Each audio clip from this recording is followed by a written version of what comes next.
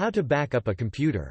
These days, more and more people are using computers to store memories, important documents, and various other bits of information that may need to be kept for long periods of time. Backing up a computer is essential for keeping long-term or even short-term documents around. PC, Windows 7, 8 and above.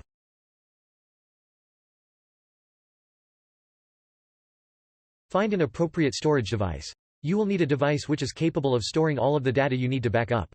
This should be at least twice the size of the hard drive you are trying to back up. An external hard drive is the best option, and these are easy to find. It is also possible to create a partition if you wish to use your current computer as a backup.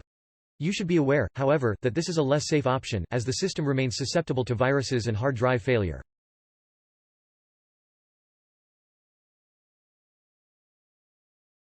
Plug the device into your computer.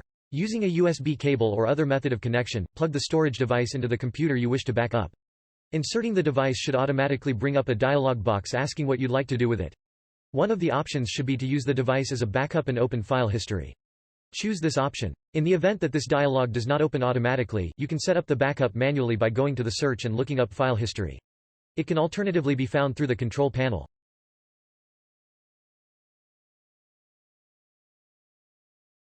Configure advanced settings. Once the program has opened, you may wish to alter some of the settings in the Advanced Settings section, accessed on the left.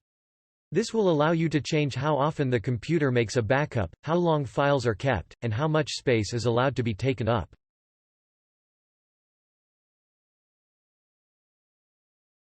Select a backup drive. With the settings configured, make sure that the correct backup drive is selected. The external drive should be chosen by default.